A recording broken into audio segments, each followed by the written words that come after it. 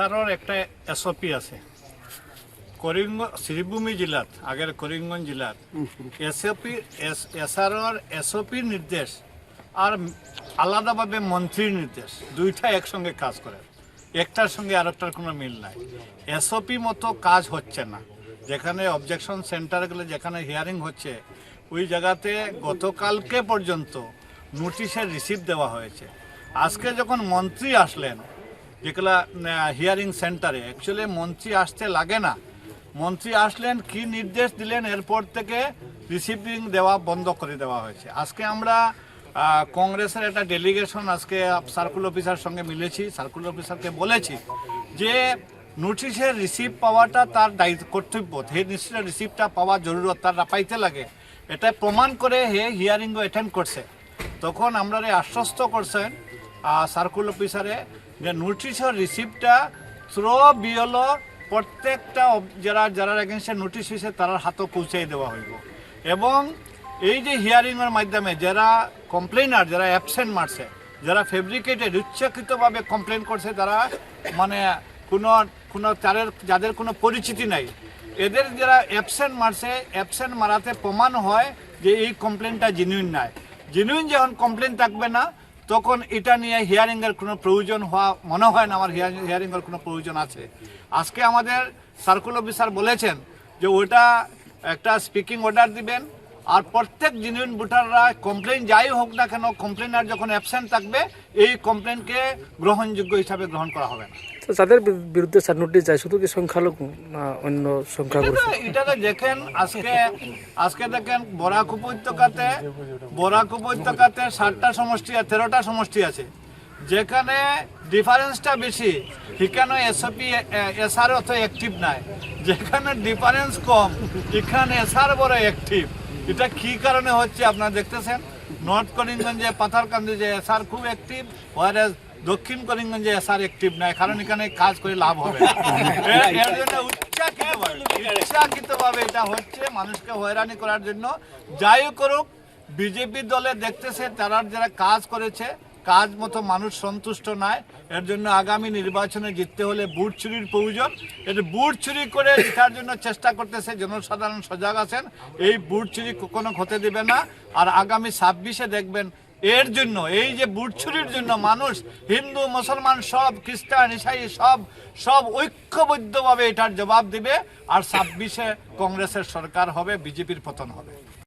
দলৰ ফালৰ পৰা ৰাইজৰ মাজত যিটো বিভ্ৰান্তিৰ সৃষ্টি কৰা হৈছে ইয়াক দূৰ কৰাৰ কাৰণে সঠিক ৰূপত মানে আপত্তিসমূহ নিষ্পত্তি কৰাৰ বাবে যাতে ব্যৱস্থা কৰে প্ৰশাসনে, প্ৰশাসনৰ বিষয়াসকলৰ লগত লগ কৰিলোঁ। তাত আমাৰ নেতৃত্ব দিলে আমাৰ জেনেৰেল ছেক্ৰেটাৰী আমিনুল ইছলাম ডাঙৰীয়া, আমাৰ লগত কাৰ্তিক সিংহা ডাঙৰীয়া, আমার অ্যাডভোকেট গুৱাহাটী হাইকোর্টের অ্যাডভোকেট ডাঙৰীয়া, ডিস্ট্রিক্ট প্রেসিডেন্ট ডাঙৰীয়াও আহি পাইছে আমাৰ মাজত। আমাৰ এটাই কথা যে এসওপি মতে কামখিনি কৰিব লাগে, কিন্তু মেডামে এটা কথা ক'লে তেওঁ ৱেল ভাৰ্ছ নহয় এসওপি। এই পইণ্টটো আমি ধৰিব লাগিছিলে, যে নহওক সেইটো কৈছে আৰু আউট অফ স্লিপ অফ টাঙত হয়তো কৈছে। এটাই কথা, মানুহৰ মাজত যাতে ত্ৰাসৰ সৃষ্টি নহয়। আৰু কিছুমান কথা হ'ল যে কিছুমান মানুহ বাহিৰত আছে, ল'ৰা ছোৱালী হওক বা ঘৰৰ মানে বয়সীয়াল মানুহ হওক বিদেশত আছে, তেখেতসকলৰ ক্ষেত্ৰত যাতে পৰিয়ালৰ মুৰব্বী আহি পেলাই তেখেতৰ প্ৰেজেঞ্চ, ভোটাৰ আই ডি বা প্ৰেজেঞ্চটো যদি ইয়াত দেখুৱায় তেনেহ'লে সেইটো মানি ল'ব লাগে বুলি আমি এটা দাবী উত্থাপন কৰিলোঁ। কিন্তু কথাবিলাক প্ৰশাসনৰ ফালৰ পৰা অলপ এম্বিগুইটি মানে ক্লিয়াৰ একো নক'লে কিবা ওপৰৰ পৰা কিবা প্ৰেছাৰ থকা যেন অনুমান, তো তেনেকুৱা এটা অনুমান হ'ল কথা। তো গতিকে আমি যিখিনি সচেতন ব্যক্তি আছোঁ, মানে আমাৰ সাধাৰণ জনসাধাৰণক আমি গাইড কৰিব লাগিব। আৰু আমাৰ যিখিনি দলীয় কৰ্মী আছে তাৰ কাৰণে আমি এই সাধাৰণ ৰাইজৰ কাৰণে আমি আগবাঢ়ি যাম। এই চ্যালেঞ্জটো মোকাবিলা কৰা, প্ৰত্যাহ্বানটো মোকাবিলাৰ কাৰণে আমাৰ দলে সৰ্বসাধাৰণ ৰাইজৰ কাষত থিয় দিব। আমাদের এখানে পাথারকান্দি বিধানসভার অন্তর্গত আমাদের যারা আজকে অনেক জিপি মানুষরা ভোটাররা আজকে হেনস্থা হইরা, এটা একটা প্রপোগান্ডা, যেটা আমাদের পূর্ববর্তী বক্তারা বলেছেন। এটা প্রি প্ল্যান, কারণ আজকে এসআইআর, অন্যান্য প্রদেশে এসআইআর, আমাদের এখানে এসআর, এই এসআরের মারফতে আমরা ভোট কীভাবে কর্তন করা হয়, এই প্রক্রিয়া নিয়ে গোটা বিজেপি অ্যান্ড টিম লগে ইলেকশন কমিশনও এর সাথে জড়িত আছে। তো আমরা কংগ্রেস পার্টি আমরা এর বিরোধিতা করি, এবং আগামী দিনের জন্য আমরা কিভাবে আমাদের ভোটারদের নাম এখানে সংশোধনের হিসাবে আমরা এনলিস্টেড করতে পারি, এই পরিপ্রেক্ষিতে আমাদের ভারতীয় জাতীয় কংগ্রেসের যা পদক্ষেপ নিতে লাগে আমরা পদক্ষেপ নিতে প্রস্তুত। এবং আমাদের যারা আজকে ভোটাররা হেনস্থার শিকার হইরা, এই হেনস্থার শিকারে আগামী 2026-এ আমাদের এই প্রত্যুত্তর দেওয়ার জন্য আমরা সংকল্পবদ্ধ, এবং আমরা এই প্রত্যুত্তর দিতে আমাদের এক মিনিটও এক ইঞ্চও পিছপা আমরা হব না। যে আসাম রাজ্যে এসআরের নামে যে সুপরিকল্পিতভাবে যে মানুষের ভোটার লিস্ট থেকে নাম কর্তন করার যে পরিকল্পনা নিয়েছে, তা যে কিভাবে মানুষকে যন্ত্রণা দেওয়া হচ্ছে তার এখানে দৃষ্টান্ত আপনারা স্বচক্ষে দেখতে পাচ্ছেন। যে বিএলওরা বাড়ি বাড়ি গিয়ে ভেরিফিকেশন করা হয়েছে, ভেরিফিকেশন করে কারা মৃত, কারা এখান থেকে শিফটেড, কারা বিবাহসূত্রে শিফটেড, এগুলো লিস্ট করে দেওয়া হয়েছে। তারপরেও অজ্ঞাত জায়গা থেকে ফর্ম 7-এর মাধ্যমে সেই মানুষদেরকে অবজেকশন দেওয়া হচ্ছে যে এরা মৃত বা কেউ শিফটেড, এইসব অভিযোগ দেওয়া হচ্ছে।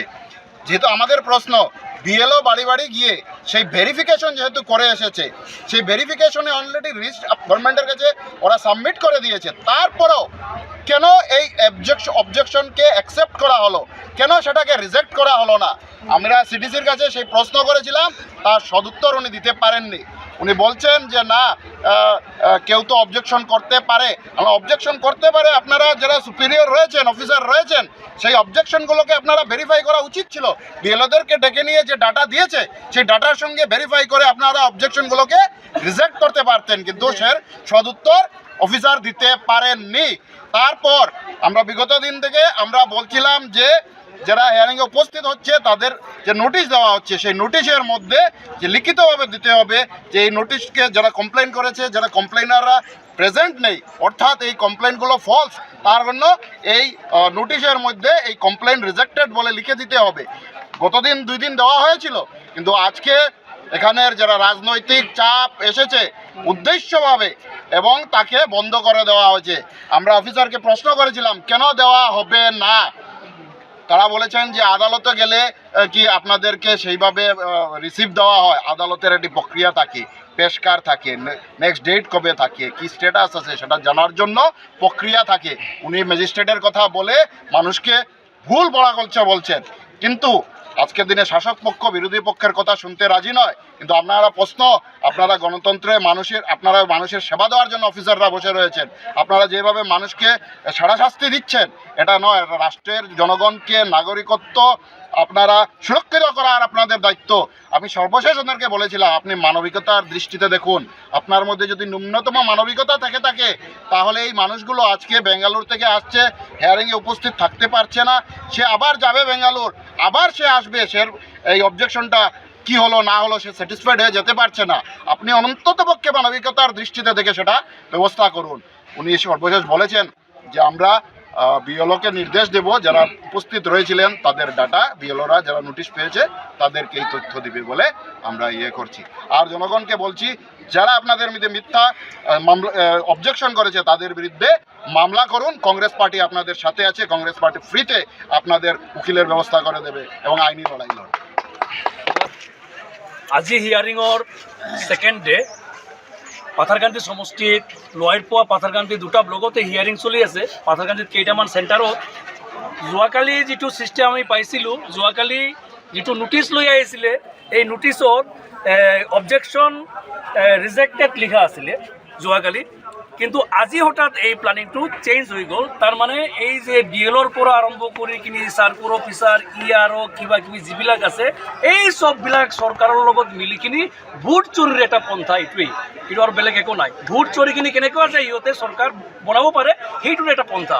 কাৰণ আমি দেখিছোঁ, আমি কেইটামান হেৰিত দেখিছোঁ যে আজিও কিছুমান চেণ্টাৰতে অবজেকশ্যন ৰিজেক্টেড লিখিখিনি ৰিচিপ্টটো দি আছে, কিন্তু আৰু কিছুমান ক্ষেত্ৰত আমি দেখিছোঁ যে এইবিলাক নিদিয়ে, সিহঁতে আইন দেখাই কিবা দেখে, তাৰমানে যে পাৰ্টিকুলাৰ এটা কমিউনিটিক টাৰ্গেট কৰি কিনে সিহঁতৰ ভোট কাটাৰ এইটো এটা ষড়যন্ত্ৰ। কাৰণ বিজেপিৰ আজি ভৰিৰ তলত মাটি নাই 2026 ইলেকশ্যন খেলাৰ কাৰণে। সিহঁতে এটাই পন্থা এতিয়া কেনেকৈ যিকোনো উপায়ে ভোটাৰৰ এই মাইনৰিটিৰ ভোটখিনি যদি কাটি লয় তেনেহ'লে হিন্দুৰ ভোট লৈ কিনি তেওঁলোকে যে চৰকাৰ কৰিব, কিন্তু এইটো এটা ভুল ধাৰণা। তেওঁলোকে আজি দিনতে তৰা দেখি আছে, কাৰণ হিন্দু মানুহো আজি বিজেপিত ভোট নিদিয়ে।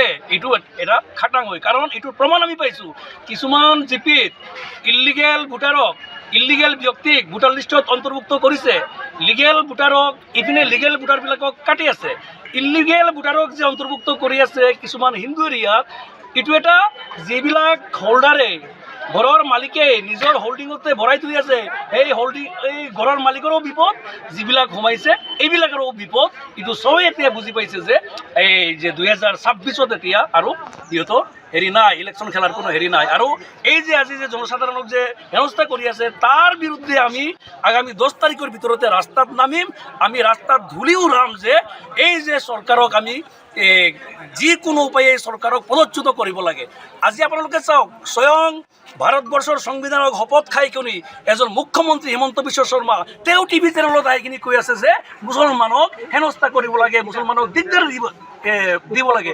হিমন্ত বিশ্ব শৰ্মাই নিজে কৈ আছে। সেইকাৰণে আজি মই যি সভাতে গৈ আছোঁ তাতে কৈ আছোঁ, বিজেপি মুৰ্দাবাদ, বিজেপি মুৰ্দাবাদ, ভাৰতীয় জাতীয় কংগ্ৰেছ জিন্দাবাদ, কৃষ্ণগোপাল মুৰ্দাবাদ।